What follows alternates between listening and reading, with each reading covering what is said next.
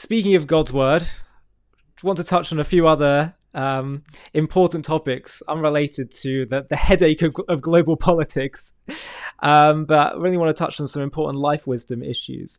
One thing that's come up on a number of occasions, and I've always wondered what your thoughts were on this, is the issue of trust in relationships, and when trust can break down. And I'm not just talking about relationships between partners, but let's say maybe in the world of rabbis or mentors, where you can get sometimes people who become broken because a rabbi or a mentor has betrayed their trust, and they just find it so hard, they're so hurt by it, and I just can't trust anyone in a position of authority or mentorship or a lay leader ever again, and they become almost cynical. I'll never forget when I went to yeshiva for the first time. It was all very new to me, so I was kind of starry-eyed, and you had a from birth, quote unquote, guy was sitting next to me. We ended up becoming very good friends, and he was just sat there in every class like that, just not so interested. Like, whoa, hold a bit of a step back from me, because clearly he'd been a bit disenchanted by maybe one or two instances. It could also happen in the world of work, and happen in the world of hiring professionals to do, I don't know, jobs for you around the house, and something goes wrong, and then you just every time you feel like you have to become overanalyze everything. How do you deal with like this whole issue of trust breaking down and then overreacting, and how can you, or should you, be able to rebuild it, but without feeling like you're just becoming either a doormat or naive? How do you balance all of these issues? Well, you certainly don't give up the ship. A teacher, a mentor, whatever, a doctor disappoints you. So no more mentors, no more doctors, no more teachers. That's an overreaction.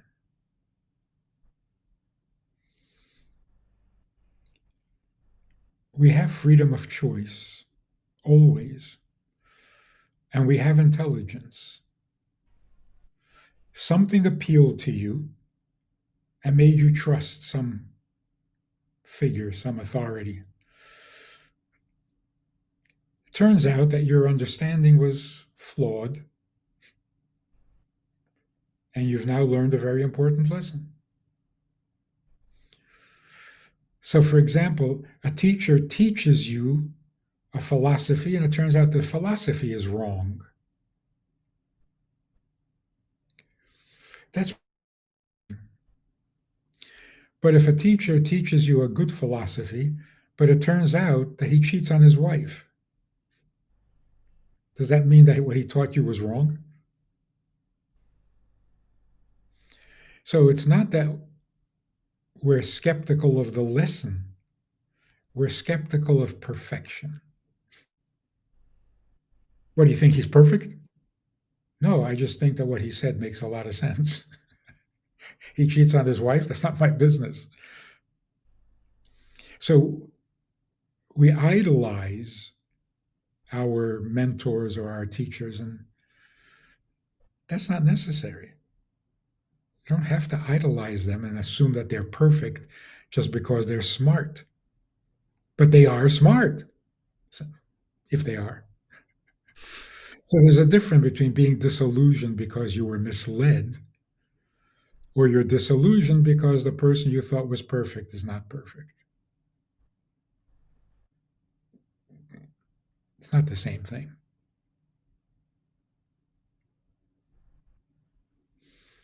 Turns out that the teacher who taught you most wisdom is cheating on his wife.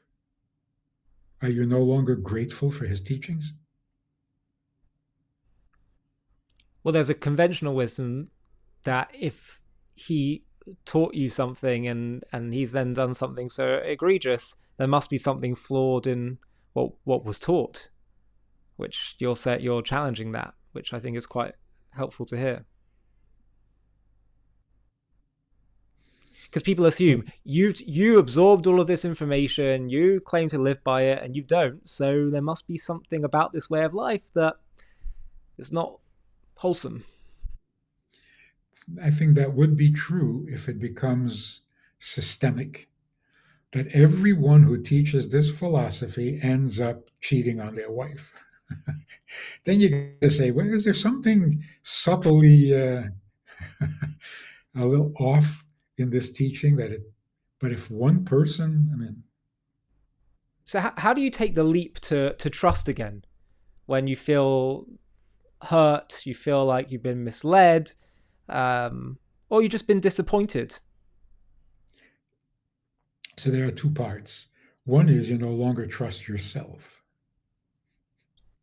You Right. feel you feel like a real fool because you were taken. So you don't trust your own judgment anymore, which is one problem. The other problem is you can't trust people.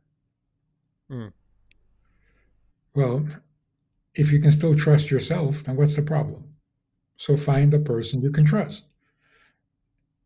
Yeah, but I don't trust my judgment anymore.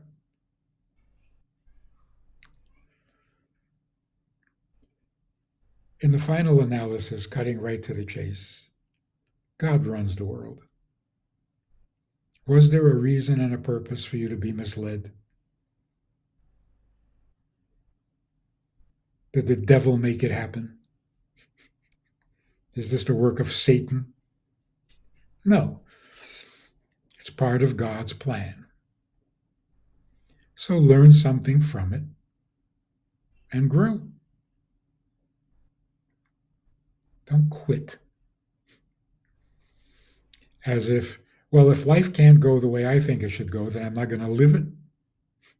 No, you're going to live life wherever it takes you because there's a reason.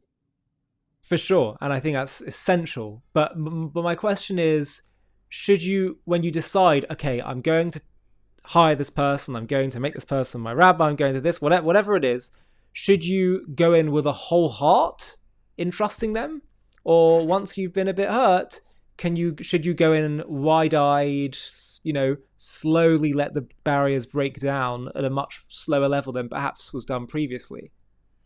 Yeah, you're wiser now, so you should be able to trust yourself more. And part of trusting yourself is that you go cautiously. Mm. That's wise. But once you do trust, all the way. The war that's predicted will be the Western nations attacking us using the Arab peoples as the point of attack. Very interesting.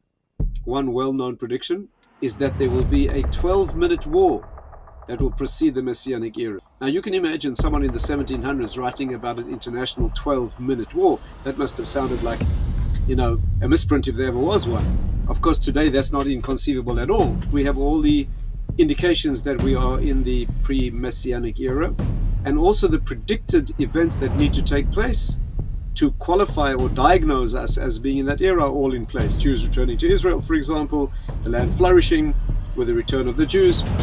Many things that we know are in place. Rabbi, are we in what they call the end times?